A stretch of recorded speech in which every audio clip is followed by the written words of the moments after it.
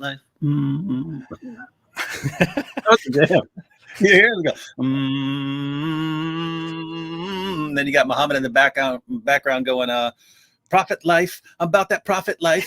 You know what I mean? Skeet, skeet, pray, skeet, skeet, pray.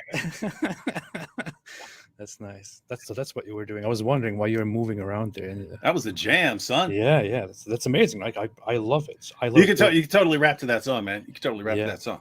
See. Hello, everybody, and welcome. This is the Apostate Prophet and David Wood, right? Yes, that is correct. Welcome, everybody. Welcome. Everything is okay. Everything sounds okay. Everything looks okay. Everything seems good. Everything sounds good. Our voices are on the same level. Can anybody tell me if if the voices are equal? If they are not, I want to know. How are you doing, David? One. Check one. How you doing? Check. I'm doing good. Doing very, very good. How are you doing? I'm good. Good. Fantastic. So what are we going to talk about today? Mohammed Hijab and Jordan Peterson. Again? What? I'm sick of this. Why do we want to talk about them? Oh, because, well, I haven't actually watched it. Really? I saw you posting on Twitter like something along the lines of what was Jordan Peterson thinking about. This was a perfect time to ask about killing apostates and all these things, and he just didn't go in that direction at all. And instead, it's building bridges and so on. And so, I haven't watched this on. Yeah, I can't talk about any of that, but I got the gist of it from comments of other people. But as far as what they're thinking, that's easy to figure out. So as far as people who are wondering what's going on here with this kind of collaboration, pretty clear from both sides what's going on. Yeah, with this collaboration. So we have made several. We have made theories about this whole stuff. I have talked about it. In all honesty, I have said quite harsh things about Jordan Peterson. Yeah, why? Come on. With respect to this whole conversation that's going on. Guy doesn't get enough mean comments. Now you can jump all over him. Come on. Of course, you have to call him out. It's just I just find it ridiculous. It's like he over the last decade he advocated so much for individualism, individual liberty, and freedom, and this and that. And he has been so harsh about. I mean, follow his Twitter account. He is so brutally harsh about the fact that some people ask him to wear masks, or some people, to talk about the vaccine, for example, or basic, things that people ask you to say or not to say. He goes crazy. He goes nuts about these things and makes a connection between that and totalitarianism and communism and whatever it is, and says you bloody cowards and this and that. And then he sits down with Islamists, doesn't push any of the talking points that I'm sure he knows about, and he's totally soft about this and is like, oh, let's build bridges, let us understand each other. And I just think there is a huge there's something very badly going wrong with his approach and with his consistency in these matters. And you can tell me why you think that is. Yeah, well, so you and I know, and based on the sort of scattered comments Jordan Peterson has made in the past, he seems to get this. I mean, didn't he have Ayaan Hirsi Ali on his show? Yeah. I didn't see that, but I mean, I imagine she told him some relevant information. The idea is everything he seems to hate and despise about what's going on in the West with people trying to control what everyone's allowed to say and so on is even more true in Islam. So if he's really against those things, why would he then be trying to build bridges with this other ideology? And I have seen people say, as they're sending me comments and so on, that they think he's got something up his sleeve, right? Like he's baiting people into coming so he can somehow use this for the future. I mean, it's always possible that's the case. I would suspect just because I've seen this before. I mean, this is a guy who almost died very recently. He almost died very recently, and I've seen multiple times when people are sort of, on the verge of death. It kind of hits them. Yeah. I don't want to be hated by so many people. I don't want to be hated by so many people and be remembered as the guy who was hated by so many people. And keep in mind, there are people who have no problem being hated, who kind of are fine with it, who kind of like it, who thrive on it. So there are people like that. Jordan Peterson, if you look at it, he's actually a more sensitive guy. He seems to be more along the lines of, no, I don't like being hated, but I believe so strongly in what I'm doing that if that's what has to happen, then, here I stand. I can do no other. And so seems like a guy who is very emotional. I mean, how many times is this guy brought to tears just when he's saying something? He'll be speaking, and then all of a sudden he'll well up with tears in his eyes. So he is a sensitive guy, and so it seems like, wait a minute, I've never actually tried to build any bridges of understanding with Muslim people.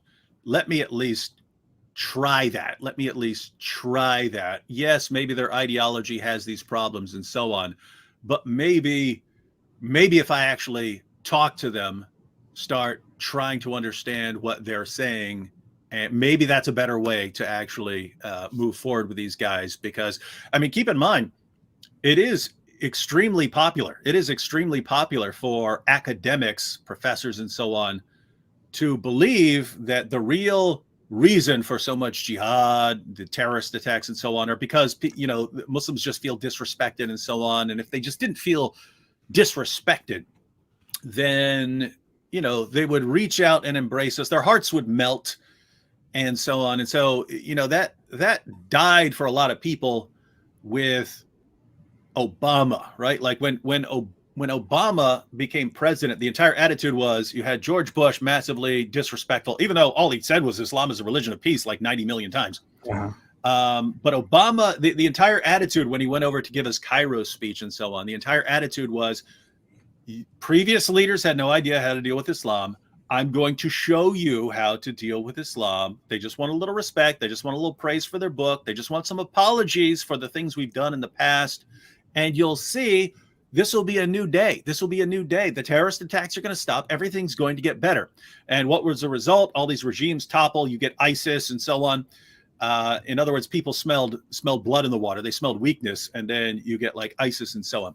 So I think that idea may still be there for certain people. Like, hey, I've never actually tried to get along with these people, actually have discussions with them. Maybe that is a way forward. But at the end of the day, I really think, again, just because I've seen this before, people get that brush with death and they realize they could die at any time just from, a weird reaction of some medication they're taking. Jordan Peterson is someone who has battled bad clinical depression his entire life. I mean, he points out, when you're talking about clinical depression versus someone saying I'm depressed, he says clinical depression is, he says, imagine everyone in your family dies right now and how you would feel. And that's how you feel all day, every day, even when nothing's going wrong.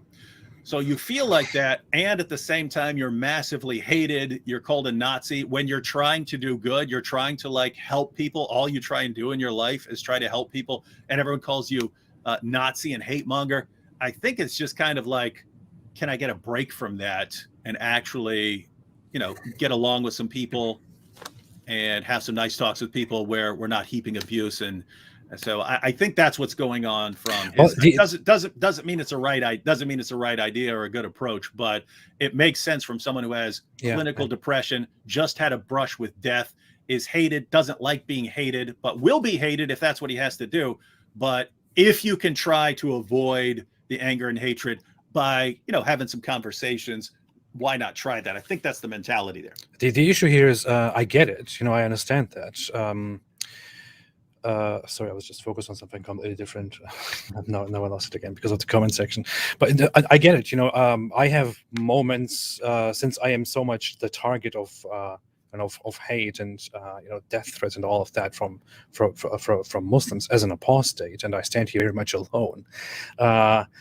Sometimes I also sit down and think, dude, is it really worth it? I mean, why don't I just go out and say, hey, you know what, I'm done with this, or I will change the way I do things. I have these feelings where I just want to feel more at peace with the world, and a guy closer to depression and death and old age, somebody who experienced things. I don't know. I understand that he might go there. Now, you might not experience these things because we all know don't have feelings. You are a monster. But I do have feelings, just not the feelings that I know. I'm not the right feelings there. I'm just kidding. I'm just kidding. But the issue is, even if he does feel this way, there is just an inconsistency. I mean, if he wants to make peace with the world, if he wants to take a better angle, a better perspective, a better approach, a more peaceful approach, then why doesn't he do that in general? In all fields, from all aspects. Why is he ranting every day, all day, about people in his comment section, basically insulting them and calling them all kinds of things, and insulting the government, insulting the left, insulting progressives, and this and that, and being just completely, careless about how they respond?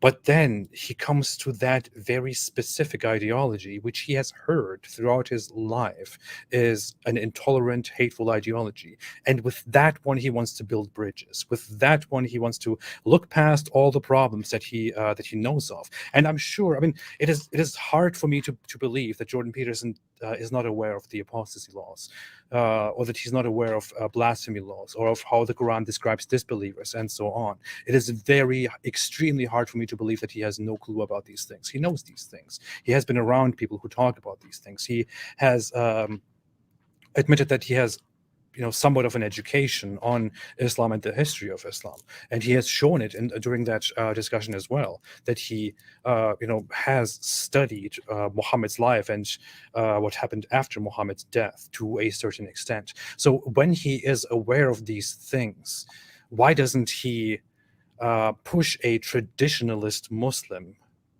on these things and ask him about these things, while that should be what is consistent if he wants to attack socialists or progressives or liberals for very simple things. I mean, he should be pushing these things. These things go against everything that he said over the last decade. These things go against all the core ideas that he represented in the last decade. I remember very well this image that he once shared, in which there's this depiction of this brave warrior who is fighting a dragon, something from mythology, and the dragon represents all these different ideologies, while the warrior represents on this picture individualism. That's what he is, and he believes in the self-determination and the freedom of the individual. And then he seriously wants to sit down and build bridges and make peace with those who are the biggest opponents of individualism in the world, the most popular opponents of individualism and of individual freedom and liberty in the world. It just doesn't make sense to me. It absolutely doesn't make sense. And the other issue is he didn't know who Mohammed Hijab is until very recently, despite the fact that Mohammed Hijab proudly claims that Jordan Peterson is watching his videos and Joe Rogan is watching his videos, and I don't know, Donald Trump and Joe Biden are watching his videos. Jordan Peterson had no idea who Mohammed Hijab is, but he has been informed about the behavior of Mohammed Hijab, what Mohammed Hijab stands for, the things that he said in the past. He would know that a traditionalist Muslim, stands for things like establishing an Islamic law and forcing people to obey and imposing religious beliefs, and applying blasphemy and apostasy laws, reducing women to objects and all that. But nevertheless, he didn't even bother to challenge a self-professed traditionalist Muslim on these things. And that just looks to me, I'm sorry to say this, with all due respect to his work and to his ideas and everything, that he stands, it just looks like Jordan Peterson is a giant hypocrite here who has, an ulterior motive when he's dealing with Islam and the apologists of Islam. That's simply what it looks like to me. And I wish I was wrong about this. And if I'm wrong about this, if he is really completely ignorant about these things, then I would love to say, hey, you know what? I'm sorry. I apologize. This was my impression. But at the moment, it just looks like he is a giant hypocrite. And everything that he said in the last decade was just showmanship and didn't represent anything real, anything true. It looks to me like he's giving up honesty for the sake of building bridges, as he calls it. I'll just say two things, and then of course we can think about the psychology of Mohammed Hijab.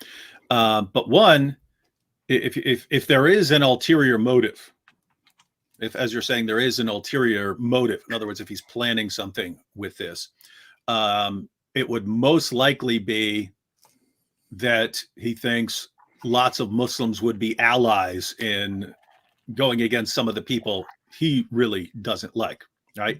And so the idea here would be similar to, well, even though my ideas are radically different from those of most Muslims, we can agree that this over here is bad, and maybe we can have a kind of alliance there. So maybe I should start aligning with some of these guys, even though their ideology goes against everything I've said I've believed in for decades.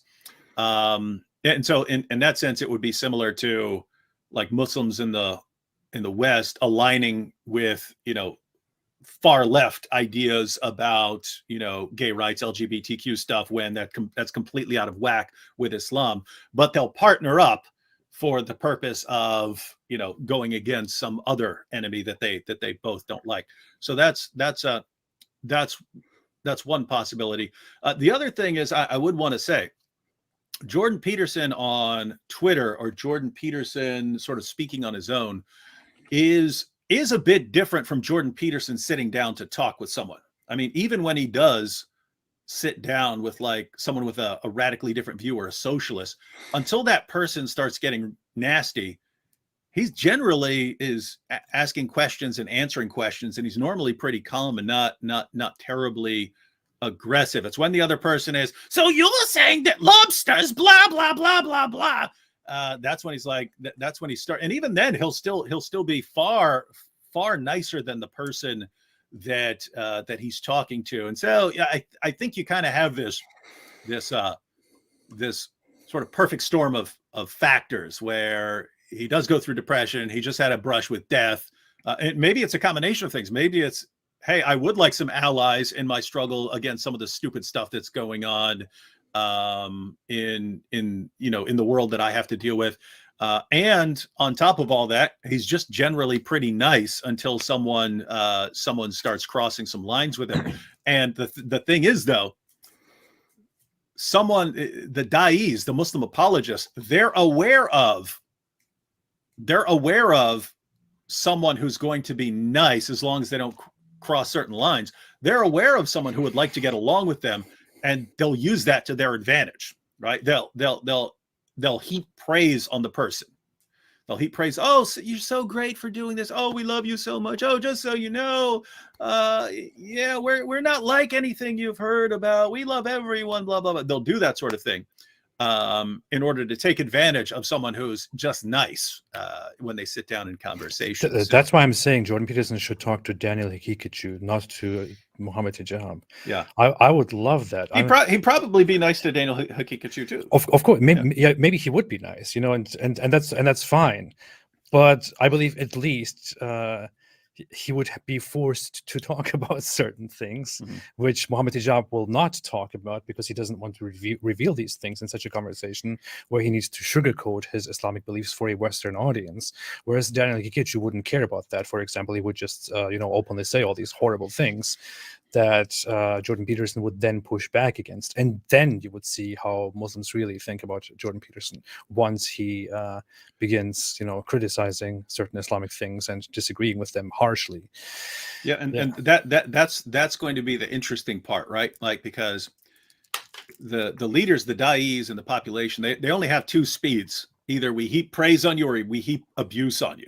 It's one or the other. When you're doing something that's useful to us, something that we want, we will shower you with praise in order to psychologically condition you to keep doing these kinds of things.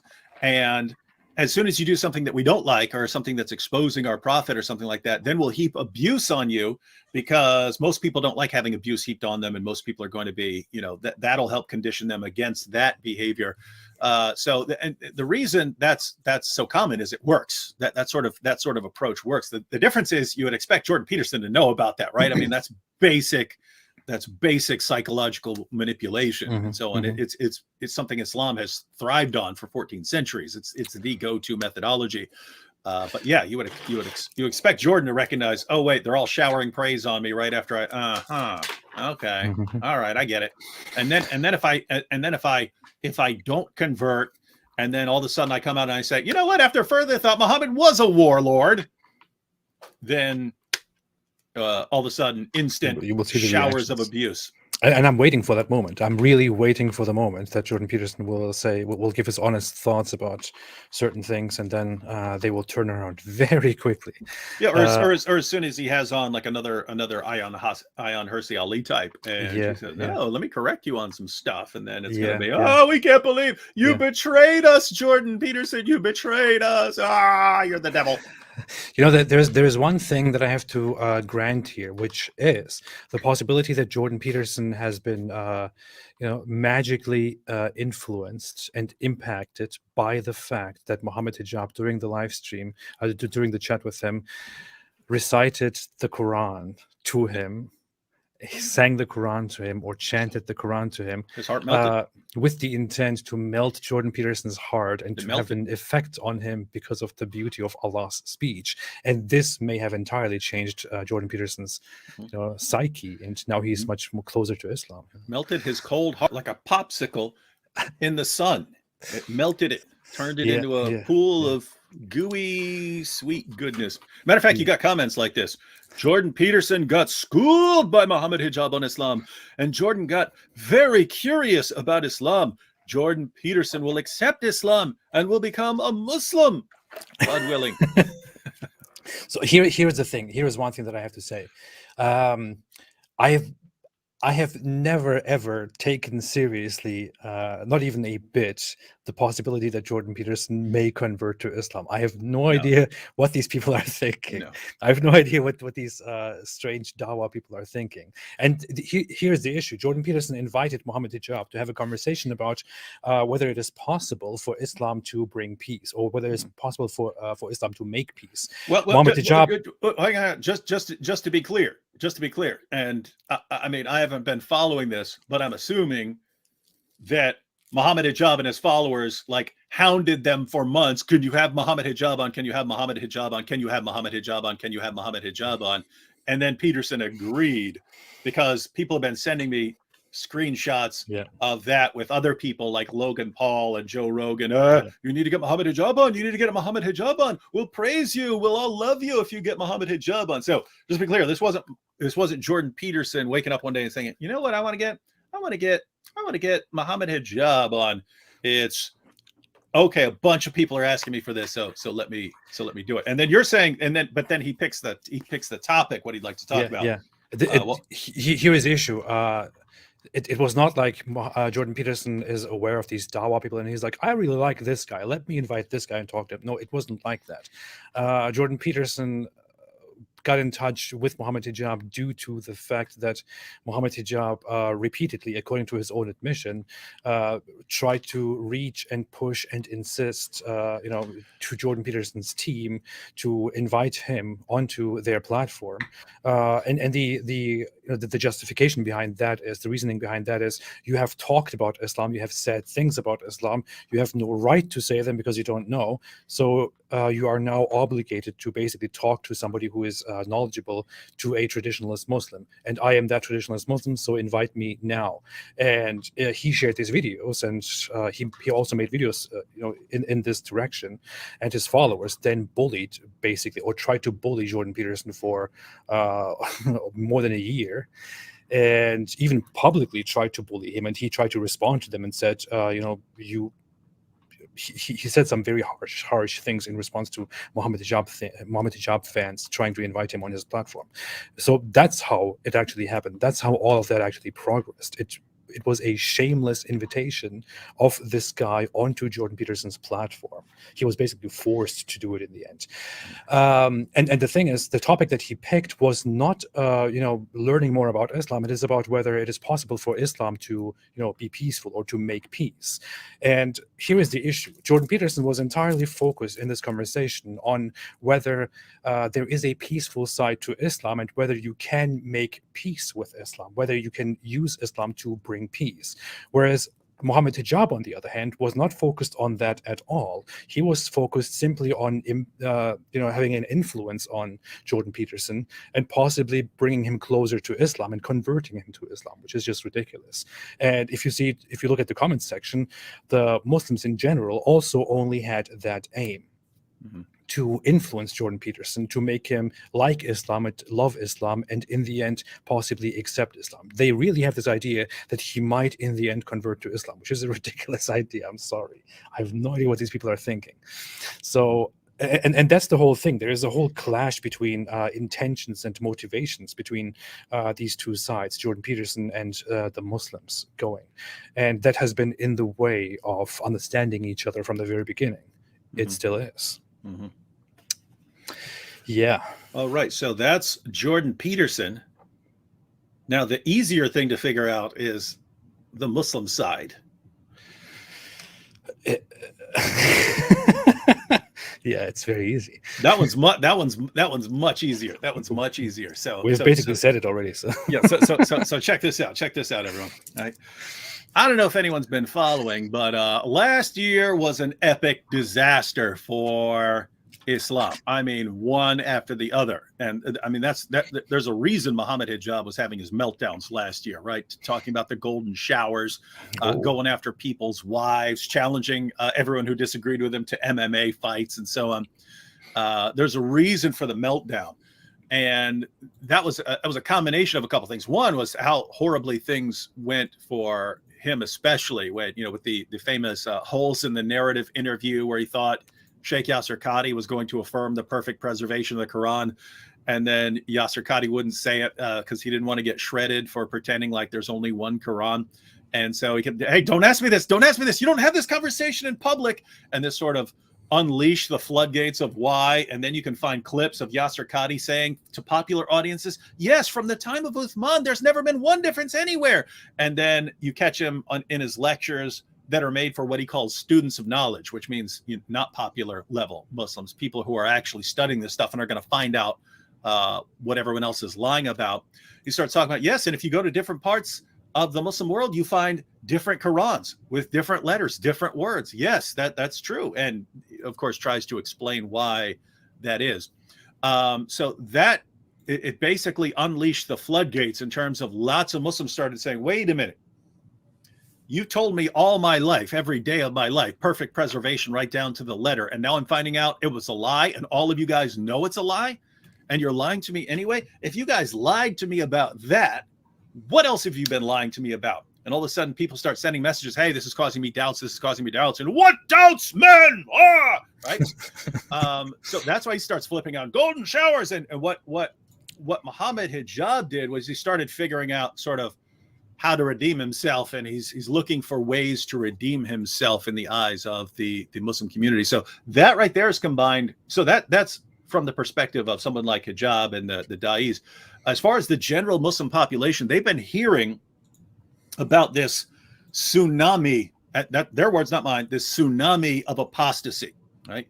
We're talking about this tsunami of apostasy. Look at this. These are all messages for AP talking about us. You can play with each other. Get on your knees for David Wood, Gimp, golden shower, blah, blah, blah. Go and give him what he wants. Notice this is the champion of good Islamic behavior. Get on your knees for your master. You can suck that. Boy, I know you're the slave right? master. And notice, they love him for it, right? They love him for it, right? So notice this is exactly what we're saying, right? They have two speeds. If you're doing what we want, we shower you with praise. Oh, we love you. See, you're not like everyone else. It's classic manipulation. This is what cults do, right? if you're doing what we want you to do, oh, you're so great, you're so wonderful, you're so different from everyone else. Oh, you're such a great person. And if you don't do what they want, oh, golden shower, ooh, be strong, gimp, blah blah blah, right? So that's let him slap your face. My goodness. So that's how things go. That's how things go there. But the Muslim community, they're getting this idea. So you've got the tsunami of apostates and so on. You've got that other guy who was speaking to a Muslim conference and was saying that there are actually millions of ex-Muslims in Muslim countries. They can't say much because they're terrified, but millions of ex-Muslims. Then just the other day, Abdullah Samir posted this video, and I think he said that Asadullah someone, Asadullah Ali, I think his last name is. I think he was on your show where you actually called in to. I think was that Hamza's Den you called in? What was that Muslim show you called in? There were a bunch of guys. Yeah. So I think he was one of the guys there. Okay, Asadullah Ali. Yeah. So it was a video of him, and I think people could go and check this to make sure I'm getting this right, because I wasn't fully paying attention to every little part of it. I paid attention to the part when he said that he knew hundreds of Muslim apostates who were still living as Muslims. They're still in the mosque. They've memorized the Quran. They're still in the mosque. They're still serving in the mosque, but they're apostates. They're still living the life because they're terrified of telling their parents and they're terrified of telling their imam. They confess to him in the sense of like, what do I do here? And he was saying hundreds that he knows personally. He personally met hundreds of apostates like this. And so what the part I think Abdullah said was that this dude had posted this, then tried to take it, then took it down because he didn't want this information to actually get out. And Abdullah had already downloaded it, apparently, something like that. I'm aware of that. He actually published a video in which he gave a speech and said that this is a huge problem and so many young people are leaving Islam. He personally knows. He says, I'm looking at it right now. He says, I'm talking within the hundreds. Okay, they also. They are still leading prayers at the masjid. They are engaged in Islamic education. They're still leading this life while declaring their apostasy, but not being entirely open about it because they're scared. Yeah. So they're still going to Islamic school. They're still serving in the mosque. They've memorized the Quran, and they're actually apostates who are just scared to say it. So they're living the Muslim life, not trying not to upset their parents. And he's saying he knows hundreds of these people. So he put that out apparently, and then took it down because it was too embarrassing. But Abdullah Samir had already gotten it somehow and so on. So he tried to cover that up. But notice this is just one guy saying he knows hundreds. He knows hundreds of ex-Muslims. So notice if you're a Muslim and you actually know your friends, you know about all these apostates in the world, right? You know this. I mean, keep in mind, just 15 years ago, we were told no one ever leaves Islam. It's never happened, even though they had the apostate wars in early Islam. But we're told, hey, no one leaves Islam. And now it's, there's a tsunami. And the Muslim community is in a panic mode. And so notice it's, there's this coming tsunami of apostasy. It's already started. What are we going to do? And the community's panicking. What are they trained to do?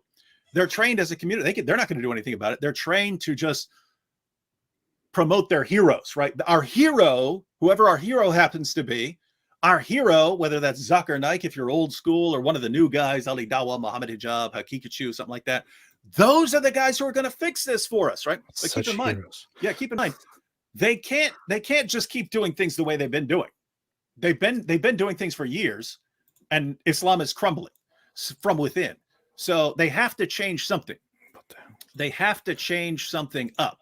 And so they have to come up with new plans. And so you got people like Mohammed Hijab. Let's come up with some of these plans. Oh, I'm going to, golden showers, boy, blah, blah, blah, blah, blah. Like that's going to work. That didn't work.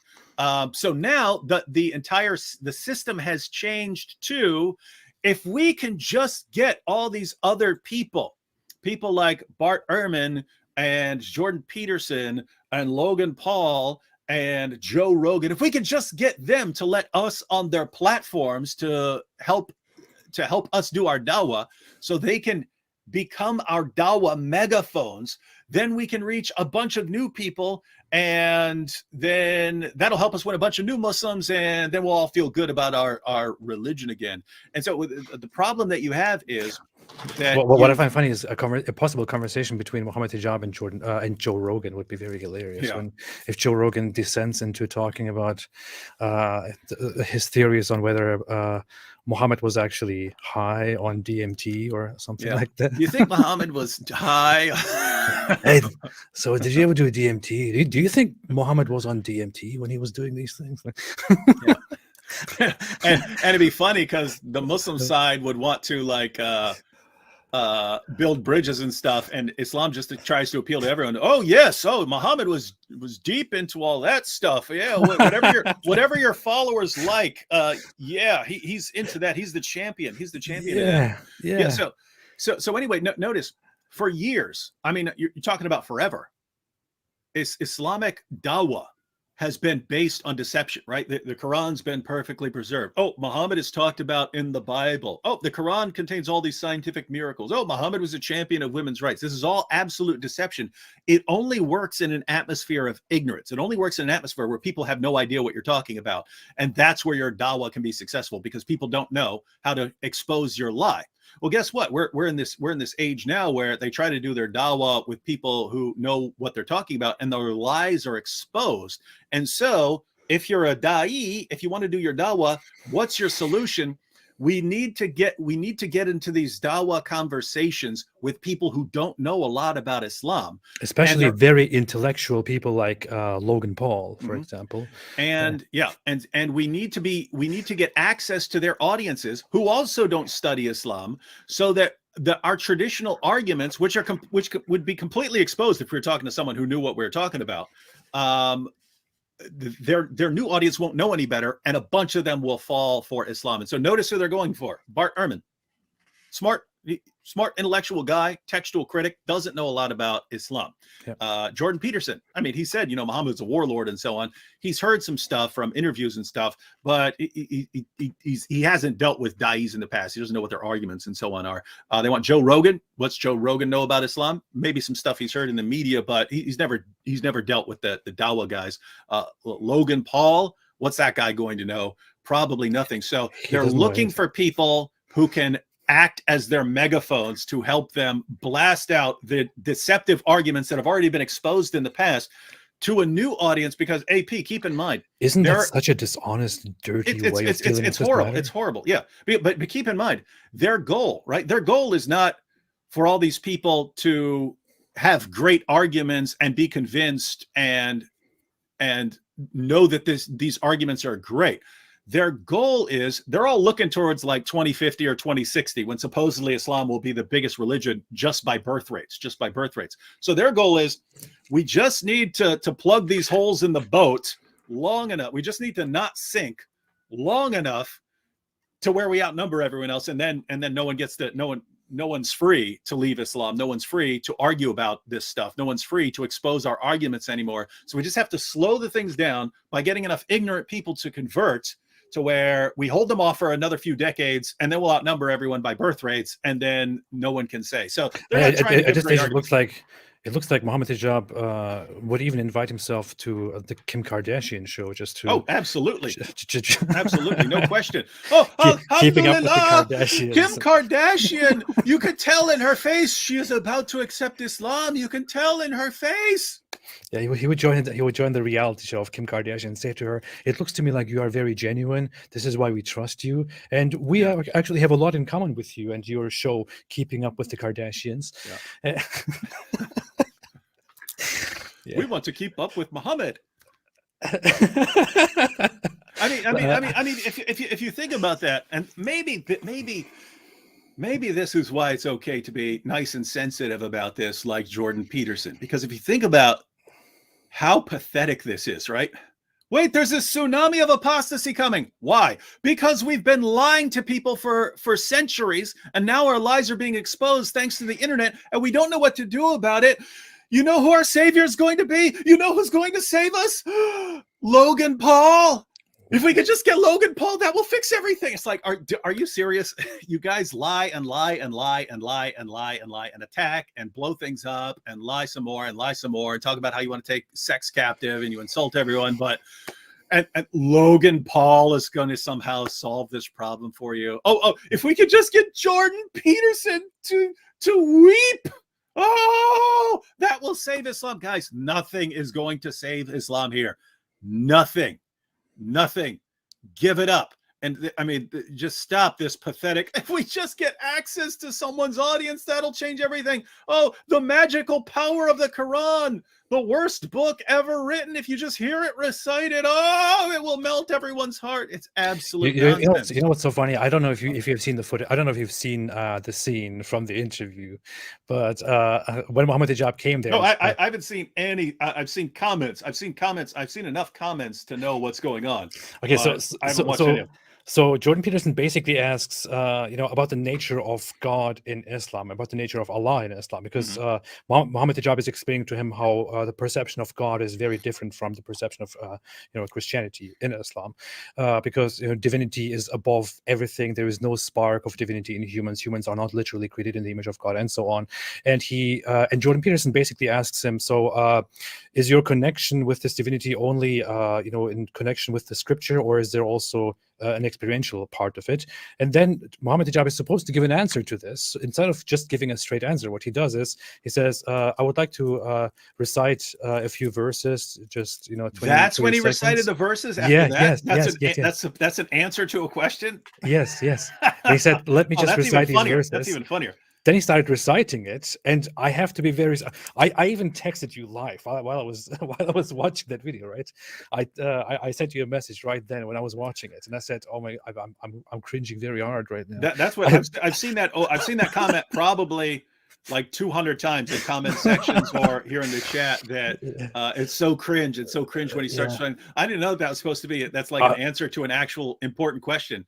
No, he actually. Notice that is an important question that Jordan Peterson will want to know. Like, what is what is your connection to God? Yeah, he spent the first 20 to 30 minutes curious, asking him about what makes Islam different and explain the theology of Islam. Mohammed Hijab simply would not give a proper answer to the question. And in the end, what he resorted to was to read these Quran verses, and then the message of those verses got entirely lost because the entire focus was now on, wait a minute, why did you just do that? Why did you just sing these verses to me? So when he was done, when he started singing and it was finally done, completely out of nowhere, and it was so cringy, Jordan Peterson was like, okay, so I just asked you a question, and in response to that, you sang the Quran or chanted or recited the Quran. Why did you do that? I don't understand the language. And then you translated it. And what is the purpose of this? What's the point? And when do you know this is appropriate and it's not appropriate? So he questioned him on these things, and it looked like it was such an awkward moment.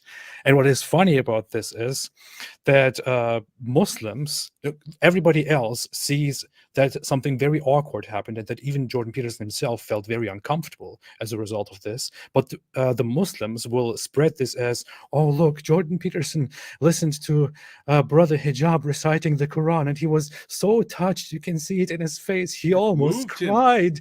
He almost cried. The beautiful words of Allah touched him, and soon he will become a brother, Jordan Peterson. He will convert to Islam, and then he will spread Islam. What a delusional perspective. I mean, it is. I mean, again, think about it, right? The tsunami of apostasy. These guys all know tons of people who are leaving Islam. And if they don't, it's because people don't trust them enough to tell them that they've left Islam and are still living as Muslims, because they don't want people to know. They don't want their families to come after them and so on. But they're familiar with this millions of ex-Muslims, when again, just 15 years ago, we're told no one leaves Islam. And now they're talking about millions. And it's just getting worse. And then notice what's our hope? What's our hope? What's going to solve this problem for us? What's going to help put us back on top so we can crush everyone and impose Islamic law? Jordan Peterson, our hero. Guys, I mean, like that, you said it's a delusion, right? Oh, Jordan Peterson, he's so moved, he's going to convert, and then everyone's going to convert, and then we'll crush everyone and kill all the apostates. What sort of fantasy land have your apologists, have your scholars, have your da'is? What sort of fantasy land do they have you living in, where where Joe Rogan, Jordan Peterson, Logan Paul, these guys are going to save your religion from crumbling. Jordan Peterson, Joe Rogan, Logan Paul, it's Sam pathetic, Harris, man. Richard Dawkins, they will all convert to They're going to Islam. save it. Yep, they're going to save it. Kim Kardashian will wear a hijab on her show. Yeah. So let's go watch this video that you talked about earlier about this guy, Asadullah. Wait a minute. Here, I got it. All right, let's quickly see what this guy says. So one of the more shocking things that I have experienced Can you hear this? Shocking. over the course of those years are the number of young boys and girls aged between 13 to 18 who have openly declared their apostasy to me. And I'm talking within the hundreds. Hundreds to him. However, at the same time, they have also declared to me that they are Hufad, they are prophets of the Quran. They are leading prayers to the masjid. Leading prayers into apostates. Engaged in madrasa, education. Okay? And they are still leading that life while simultaneously declaring their apostasy. But just to him. They're Of keeping course, it they're not secret. open about it. But they've shared it with me because of their concerns. Ouch. They don't understand why they don't believe. They don't understand why they don't love Islam. They don't understand why they don't believe in God. And there are a number of concerns that they have that they feel have never been addressed. Whoa. And if we can just get Joe Rogan, if we could just get on the Joe Rogan show, that will fix all their doubts. They will no longer doubt God. They will no longer doubt the Quran. They will no longer think that there's something wrong with Mohammed having sex with a prepubescent little girl. They'll no longer think that. If we could just get Jordan Peterson to cry. This is like the most pathetic thing I've ever seen in my entire life. Yeah. Black Angel, you are right. That's the guy. That is right. That is the guy. Yeah, so he says that he personally knows hundreds of people who are actually getting an Islamic education and even leading the prayer in mosques, having people pray behind, which is very weird because you are not allowed to even pray behind people who engage in certain actions according to Islamic theology. But then these are literally apostates who are leading the prayer. I mean, imagine because you could have taken that route, right? If you were a little bit more scared of how your family would react or something like that, you could have continued in Islam and so on. I was leading prayers at my local mosque. Yeah. I was jumping in and leading prayers at my mosque. I could have simply kept doing that. So guys, notice. Muslims, you're going to the mosque, you've got someone leading your prayers, you've got you go to the madrasa and so on, and according to Asadullah Ali, it might be an atheist. It might be atheists in your class who don't believe any of that, who don't believe anything you're talking. They're just scared to talk to their parents, and so they pretend, oh yes, Muhammad is a prophet, yes, Muhammad is the greatest man ever, yes, Islam is so wonderful, and they don't believe any of it. They're just scared. And so the idea, Muslims, is I've seen other Muslims talking about millions of these Muslims, because again, Asadullah is just talking about like hundreds that he knows, hundreds that have confessed this to him. Think about how many more he knows who haven't confessed it to him because they don't want to tell anybody, right? You're talking millions and millions of people in Muslim countries, and yet they're still silenced. So you're still able to keep them afraid of ever announcing this. And the goal of the da'is is to keep those people permanently afraid so that they'll never speak out. And that way no one will ever know about them. And that's why the threat has to be, hey, if you're publicly proclaiming your apostasy, then it's a death sentence. So they want to keep this quiet. But notice, if they're not successful, if this is growing this rapidly to where, again, to 15 years ago, we're told no one leaves Islam. And the couple of people who say they've left Islam, they're liars. They're actually Jews. They're liars, right? They're not serious. Now it's Muslims themselves saying, yeah, we got millions of apostates. They're all over the place. If that's happened that quickly, what do you think another 10 years is going to bring? They're going to get to the point where they don't have to be quiet anymore. You're going to get to the point where you can't intimidate them anymore. And then your entire religion is going to crumble, because once you've propped your religion up upon a foundation of lies, nothing but lies, once those lies get exposed, guess what? There's no other foundation there. And the only reason you were able to keep people from exposing those lies is with threats of violence and brutality. And so once you no longer have that advantage, your religion crumbles. And what's going to stop all this from happening? Logan Paul, our hero. Bart Ehrman, he's going to save us. Jordan Peterson's tears, that's what'll stop the apostate. We've got the tsunami coming, but Jordan Peterson's tears are going to stand up against that tsunami and just melt that whole tsunami. This is like the most, gosh, it's so pathetic. And yet, and Joe Rogan's weed. Yeah. Joe Rogan's weed and Jordan Peterson's tears are going to save us. They're going to save us. They're our saviors. No, you know what's weird, AP? It's like they don't trust in Allah. You know what I mean? It's like it's like all their trust is in they trust in their heroes. But then it's like, who are you relying on?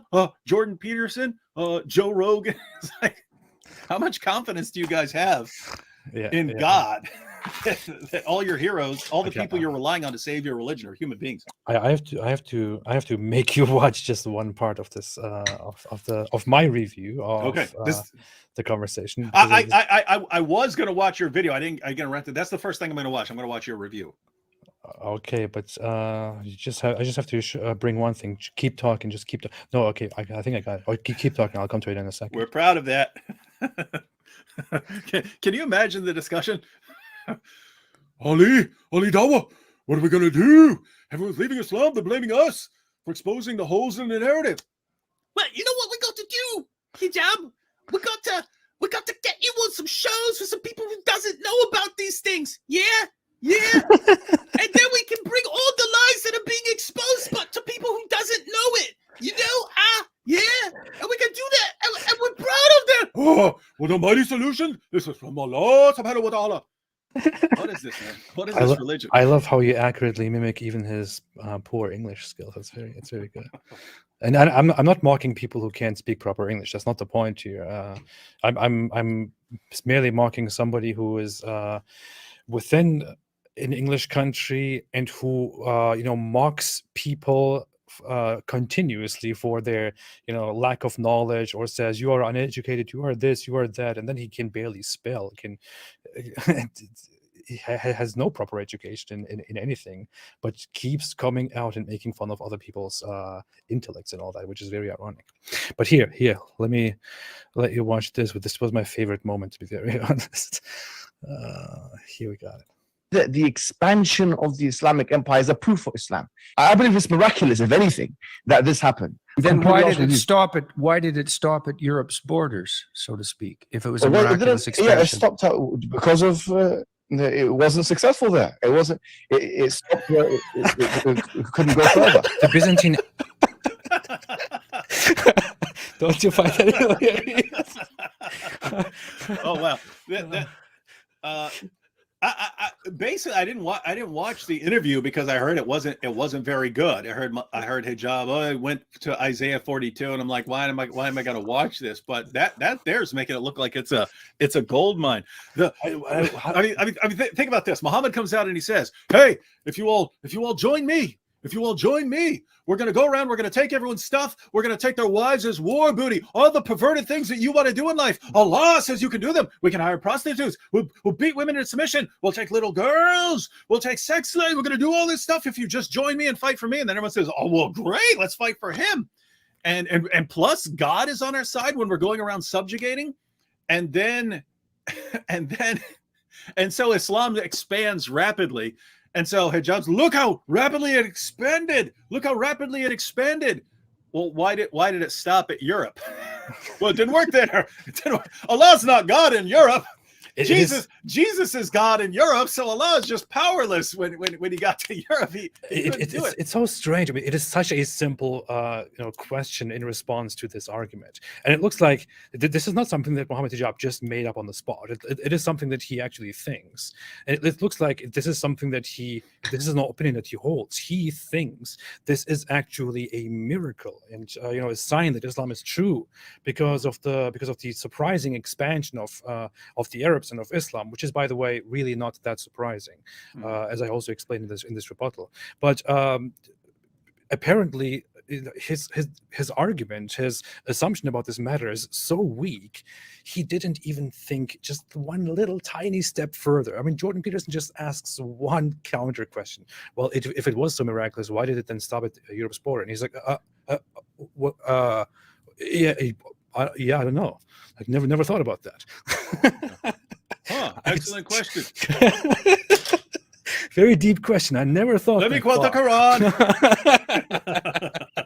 Oh boy, it's so funny. Hey, you should make a video, 10 questions for Mohammed Hijab. Have And you done- ask all these deep questions, and the response to everything is a clip of him reciting the Quran. That's good. That is good. See that the expansion of the Islamic Empire is a proof of Islam. I believe it's miraculous, if anything, that this happened. Then Completely why honest did with it you. stop at? Why did it stop at Europe's borders, so to speak? If it was a Well, it miraculous didn't- expansion. Yeah, it stopped out because of it wasn't successful there. It wasn't. It stopped where it can go further. The Byzantine. I mean, seriously, man. Come on. Wow. Come on. No, I mean, but just notice how silly that is. I mean, lots of people down through history who were able to gather a following around them, especially if you can convince them that it's like God's will that, you know, we go and fight and everything we want to do is, you know, God's on our side and so on. Lots of things have expanded in the past, but notice you're just going to say, I mean, amazing expansion. There are things that expanded way more rapidly than I mean, communism in the 20th century is one of the most rapidly spreading movements in history. I mean, think about the miraculous spread of coronavirus. It's so fast. It must be confirmation that coronavirus is the true virus of Allah. I mean, you know, Alexander the Great and a fairly small army conquered their way all the way from Europe, all the way out to India. Just conquered all of that. That guy hadn't. I mean, he did that in a few years. If he hadn't dropped dead, he would have kept conquering. I mean, even Genghis Khan, the Mongol Empire, Napoleon, the Mongol all Empire those was the largest, is still considered the largest landlocked empire ever, I mean, they were just seen as these ridiculous little underdeveloped people up there in the steppes. They didn't have anything. They didn't have any proper civilization, no development, no knowledge. They were completely uneducated, nomadic people up there in the steppes. And what did they do? They united and began to invade the world under the leadership of Genghis Khan, who had this ideal that he's supposed to be the leader of the world, the representative of the sky god on earth. And he conquered Asia, went into Europe. He brought empires to their knees. He was much more successful in his lifetime than Muhammad ever was. The issue is they didn't hold on very well because they didn't have a religion or anything to spread. They eventually collapsed and adopted all the things that were on their path of expansion. So this is not miraculous. This happened many times in history. And you know what's funny? The mainland China, they basically had an ocean that way, so they were pretty safe that way. They had a desert over there. They had mountains down there, so they're pretty safe from invasion on all sides, except for from those Mongols to the north.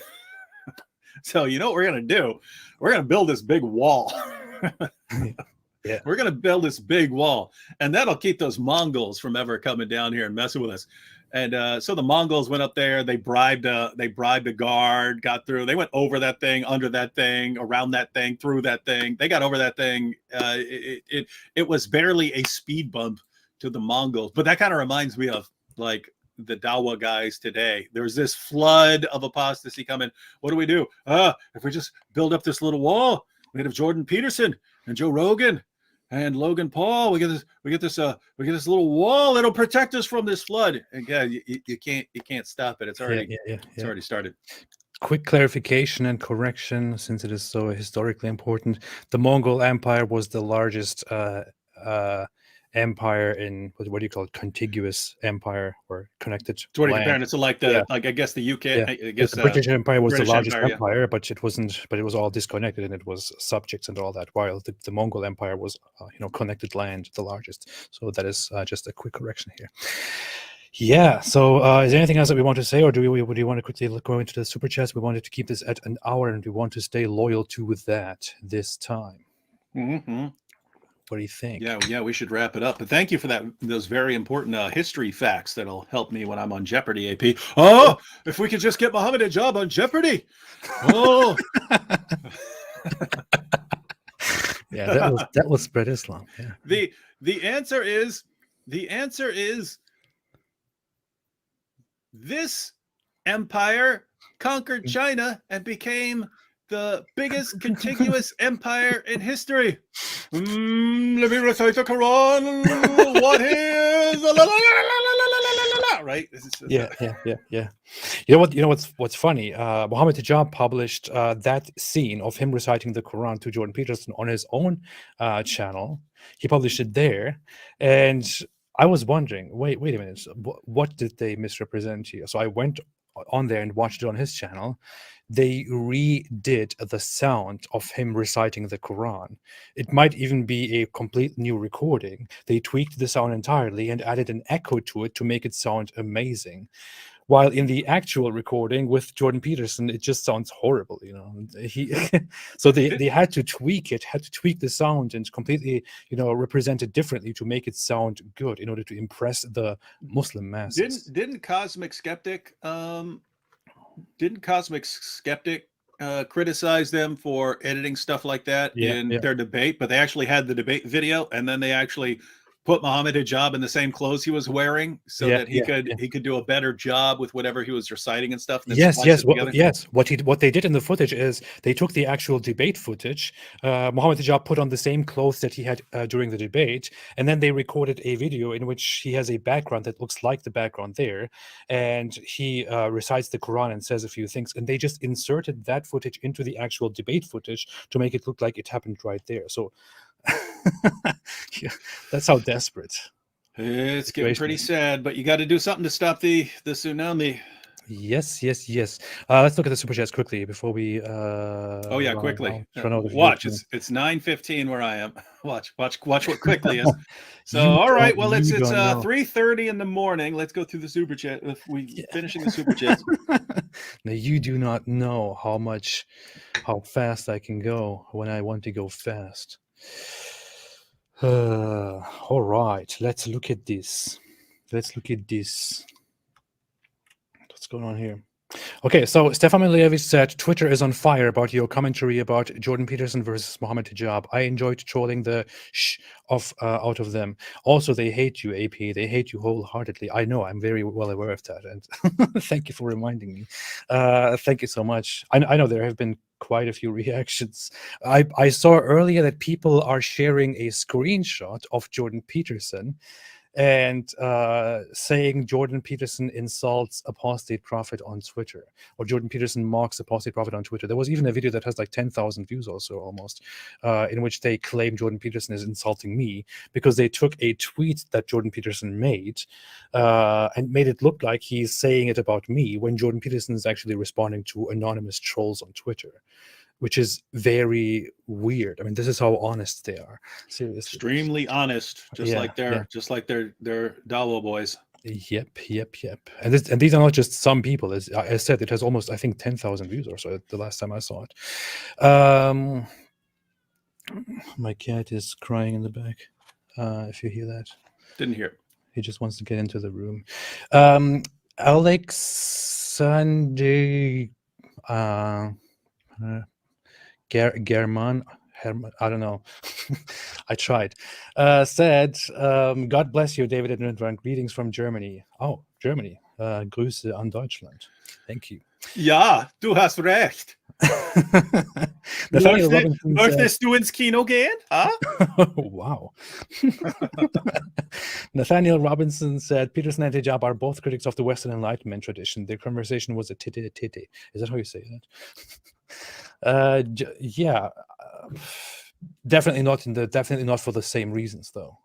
I mean, Jordan Peterson and Mohammed Hijab are definitely not critics of the Western Enlightenment traditions for the same reasons.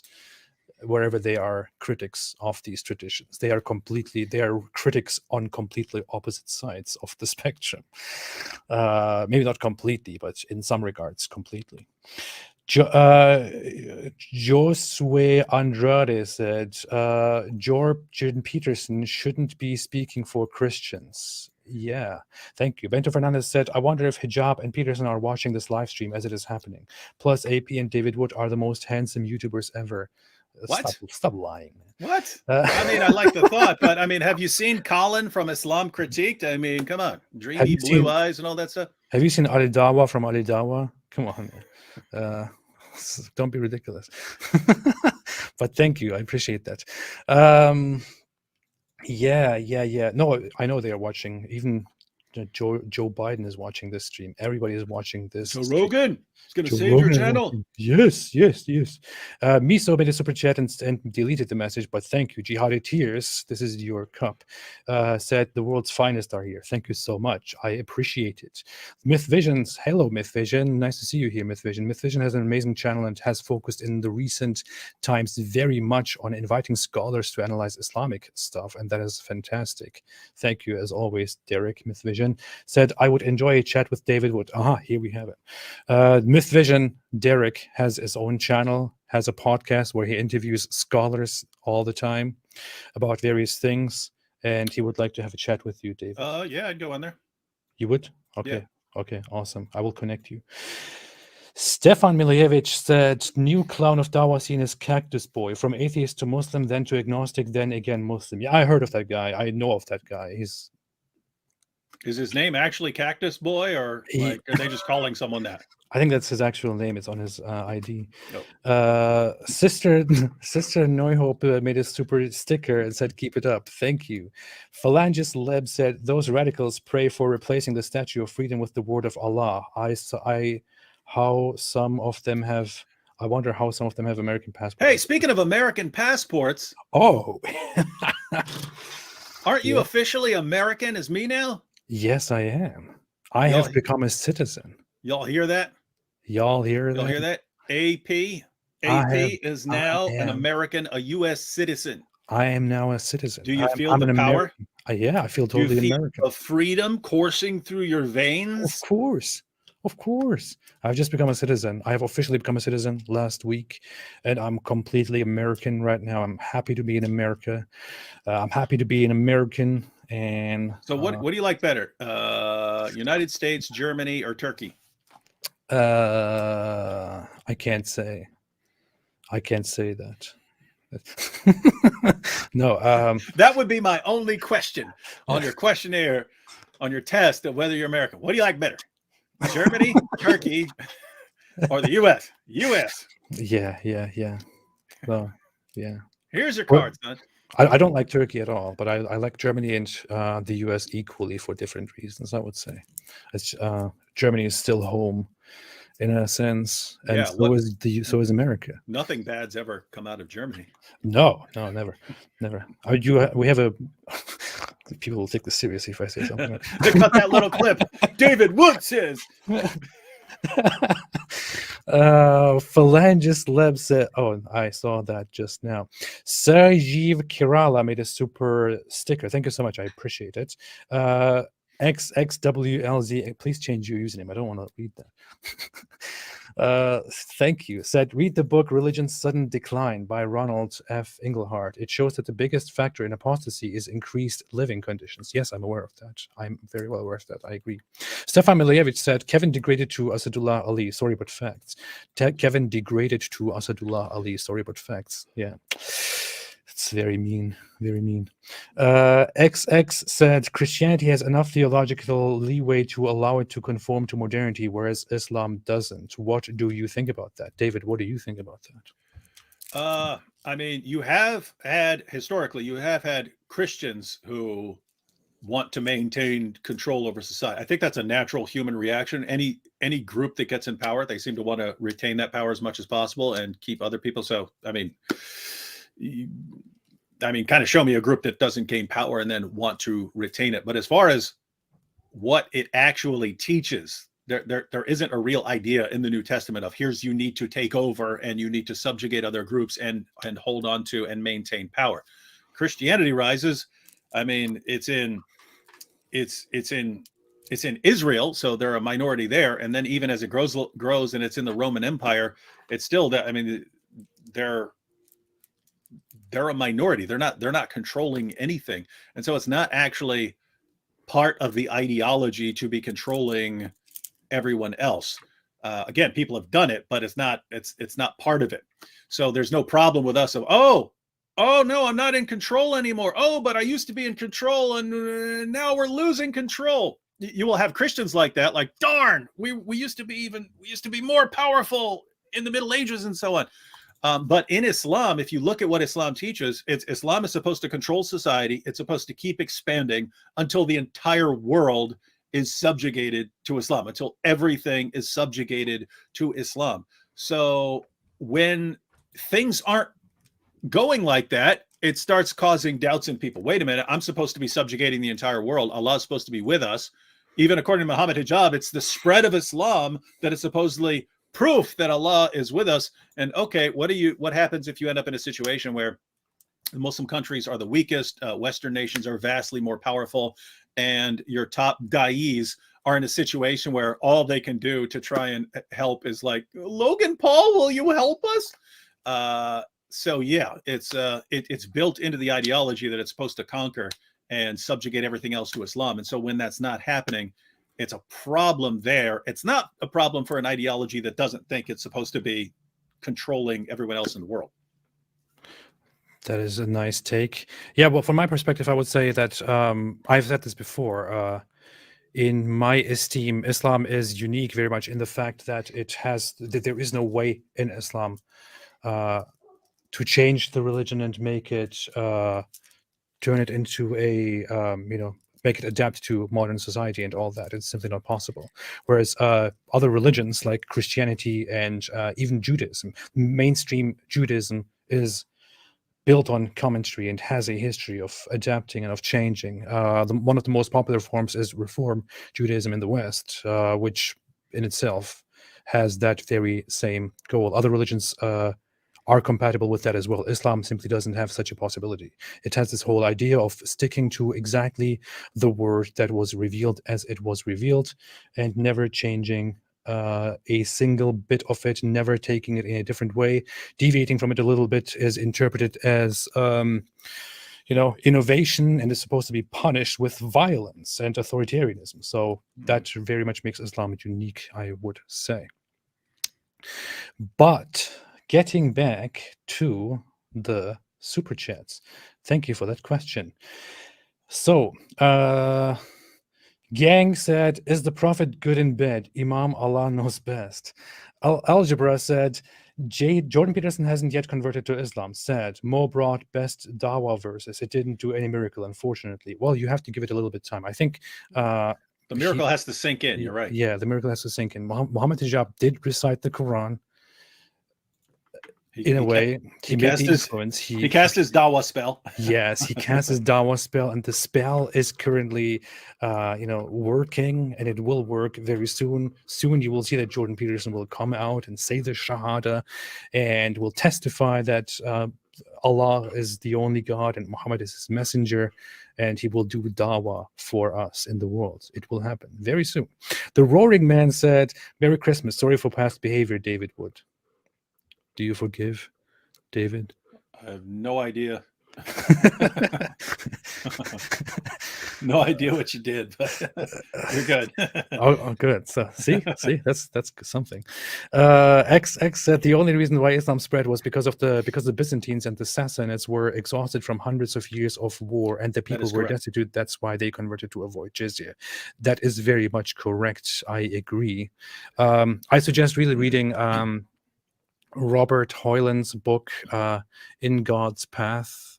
I forgot what the subtitle is, but it's very much about how the Islamic Empire spread from the beginning. And he considers all these factors, including the fact that the Byzantines and the Sassanid Persians had been fighting for decades, actually for much longer, but recently for decades, and became very tired. And they weren't expecting. They were not ready for another army. Yeah, they weren't jumping up expecting into the this. mix. They weren't expecting this invasion from the south at all. They didn't count on that, and yeah, they were caught off guard. But AP, you could say that that's all miraculous. Allah orchestrated that fight to weaken them so that Islam could come in there and take over. But the question I have for you is, why did it stop when they got to Europe? Well, it just didn't work. And yeah. Okay. Well, that makes sense then. All right, carry on. You've assuaged my doubts.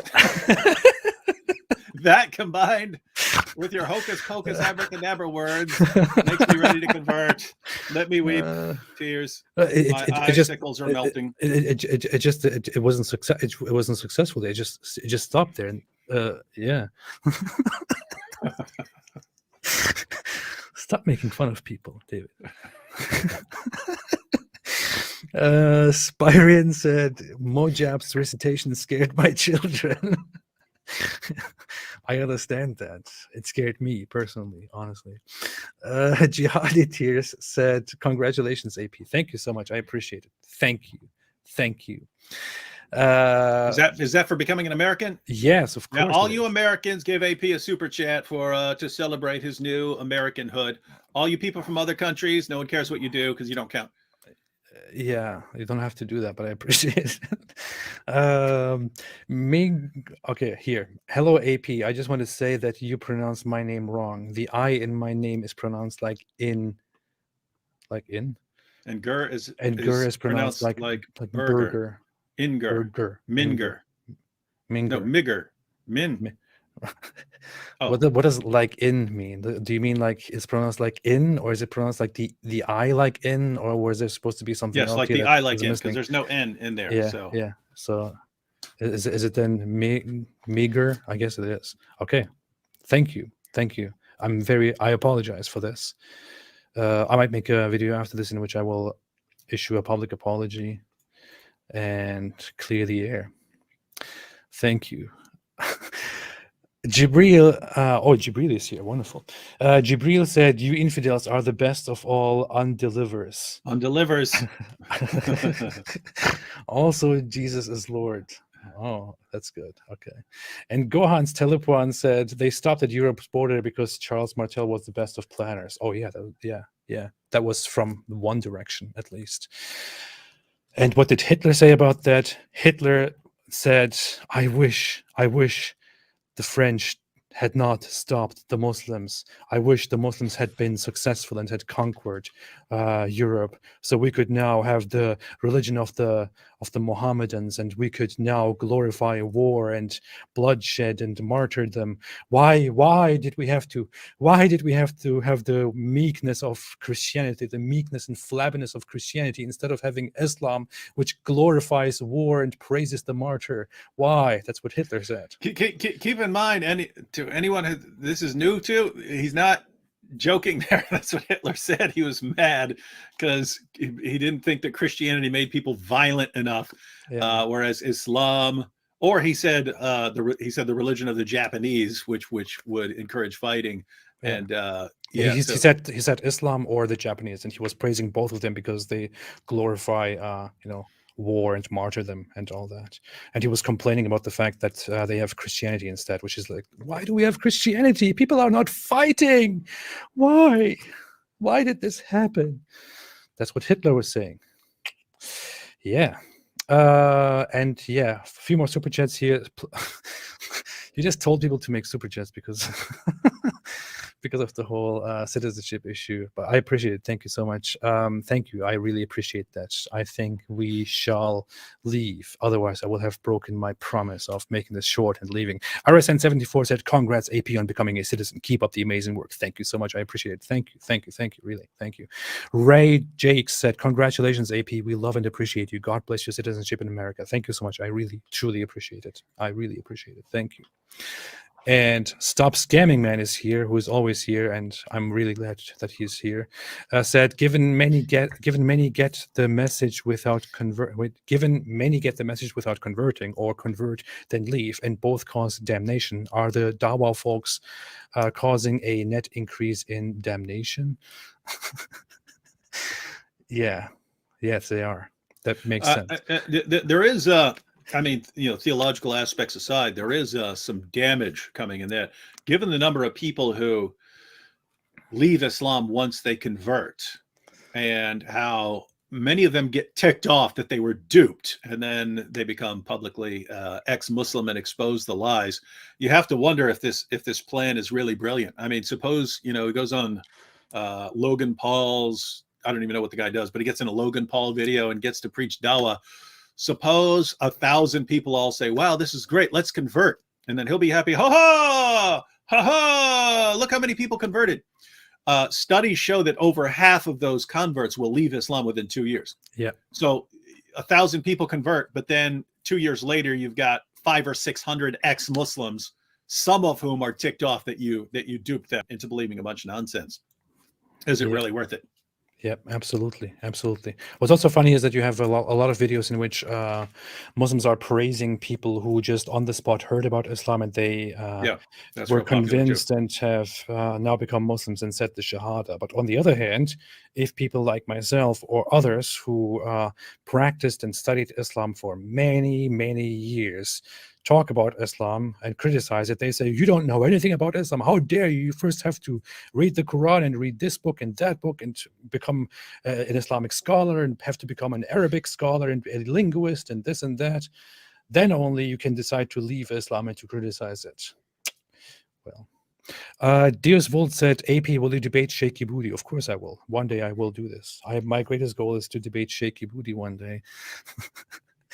Do you have the courage? I do. I think personally David Wood should also have a debate with Shaky Booty one day. I'm not going near that dude.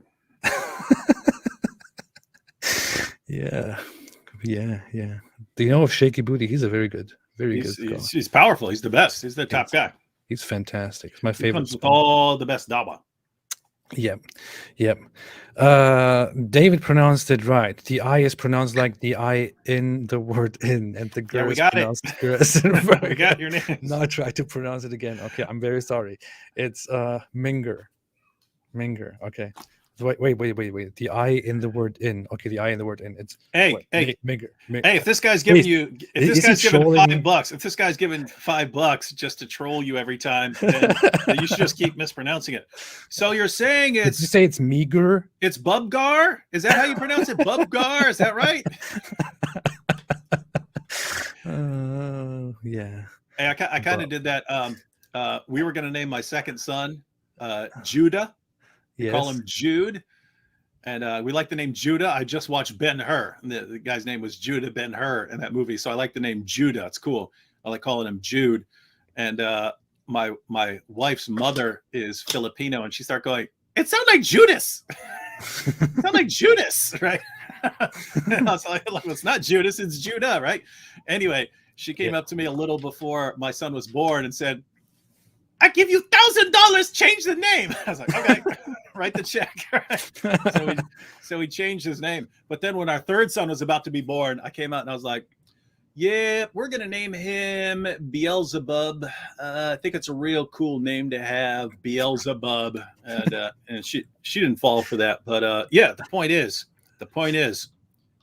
names can get you cash right here. So keep mispronouncing that name. Yeah. So did you say it's Mohammed? Please correct me again. Is it pronounced Mohammed? I think it's meager. I think that's it. But yeah, Happy Camper made a super chat and said, congrats, AP. Thank you so much. I appreciate it. I truly, truly, truly appreciate it. And finally, I will read one more and then we can go home. Algebra said, ever wonder how you can enter Islam in 5 minutes, but to leave it, you are literally demanded a PhD in Mohammedology. Yeah, absolutely. And that's what we are saying. And that's the funny thing. Oh, that's a very important point. It is. You you have actual scholars, actual apologists on here on YouTube, and they have popular channels where they feature people who converted to Islam because just half an hour ago they started having a conversation about Islam with this apologist. They became curious, or they had a problem with Islam, and then they were informed within this conversation. And in those 30 minutes, maybe within the last 10 minutes or so, they decided, you know what, this actually makes sense. I'm going to say the Shahada now and convert to Islam. And then these apologists and scholars are like, whoa, what, fantastic. Welcome, my brother. Welcome to the faith. Welcome to the deen. And they put it on camera and they publish it and they say, so-and-so just converted to Islam, gets hundreds of thousands of views and so many likes. And everyone is like, welcome, welcome, amazing. A white person converted to Islam. And then what do? And just 5 minutes later, they go on a stream and say, oh, all these apostates and ex-Muslims, they don't know anything. How can you even talk about Islam? How can you even leave Islam without even speaking and understanding Quranic Arabic, and without even having a PhD in Islam, in Islamic studies? How can you even do that? It's ridiculous. It's stupid. And they really combine these two sentiments. Yeah, and it's I mean notice that to convert them as you believe in one God, don't you? Well, that's what Islam is, just one God. So just believe in that. If you believe in one God, that's what Islam is. And you want an argument? Muhammad's he's mentioned in the Bible. His Song of Solomon 5:16. It's about Muhammad. He's mentioned by name. It said Mahmadim. It sounds like Muhammad, so that's true. And then someone says, "Wow, cool. Let me give this a try. Let me convert." Alhamdulillah, he accepted the clear proof. And then the person realizes that everything he's told to get him to convert is a bunch of nonsense, that he was lied to, and says, wait a minute, guys. Look, hey, all these arguments you gave me about scientific miracles and Muhammad in the Bible, it's all complete nonsense. It only worked because I didn't know any better and I didn't look this stuff up. Now that I've looked it up so long, who are you? You're not a scholar? How dare you say that Islam is false? You go out and where's your PhD in Islamic studies, man? You don't know. You know nothing. No one should listen to this person.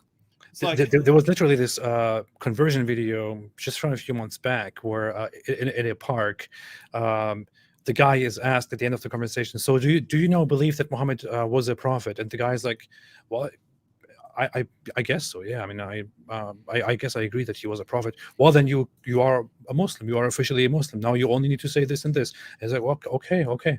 So he says the words, and thereby he converts to Islam. And this is an achievement. This is a conversion. This is a big thing for Islam. That's it. Do you believe that Muhammad was a prophet? Well, yeah, I think so. And do you believe in one God? Yeah, I think so. Okay, now you're a Muslim. Fantastic. But don't try to leave, because if you want to leave, you first have to explain, you have to memorize Islamic history and scripture and the hadiths and all the scholarly opinions and the differences between them and so on. Well, yeah, that's how Islam is. So basically, any reason is good enough to convert to Islam, no matter how stupid it is.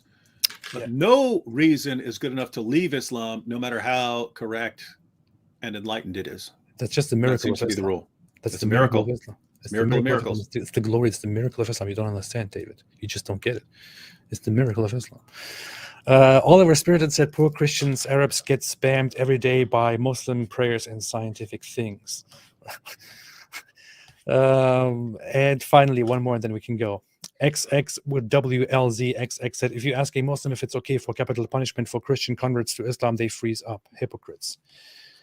I have been bringing that for a while now, and whenever I bring this whole issue, like, should we also apply the same thing that you think should be applied to me to you guys? They're like, how dare you say that? How dare you say that? Who are you to say such things? How dare you, you hateful, Islamophobic, whatever. But yeah, this is such a simple point to call out people's hypocrisy, and people go crazy over it. All right. Anything else you want to say, David? Nope. No. Congratulations on being an American. Oh, now all you need is a good American name. Oh, yeah. We're going to call you Rusty Shackelford. What? Is that a thing that I'm not familiar with? What is it? Yeah, it's from a TV show. Oh, okay. It was a guy who, when he needed to give a fake name, he would use the name Rusty Shackelford. Oh, that's funny. That's good. Okay, well, I appreciate that. It's an honor to me. Glad to hear that, Rusty. Yeah, thank you. All right, thanks everybody. Have a fantastic day. Thank you so much for joining, everyone. Stay close to me. Don't let me go. No, thanks everyone for joining. I'll see you again soon, and I'll talk to you soon too, David. And have a fantastic day, everyone. And stay away from the thing. Yeah, stay away from Islam.